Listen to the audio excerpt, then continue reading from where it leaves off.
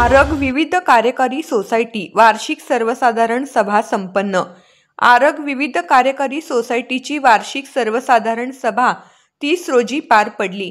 या सभेला मोठ्या संख्येने सभासद व शेतकरी उपस्थित होते। सभेदरम्यान गेल्या 2 ते 3 वर्षातील सोसायटीच्या कारभारावर गंभीर चर्चा करण्यात आली। कारभार ढिसाळ व निष्क्रिय असल्याचे बहुसंख्य सभासदांनी स्पष्टपणे नोंदवले। सभेत सोसायटीमध्ये झालेल्या गैरव्यवहार व अनियमिततेबाबत शेतकऱ्यांनी तीव्र आक्षेप घेतले।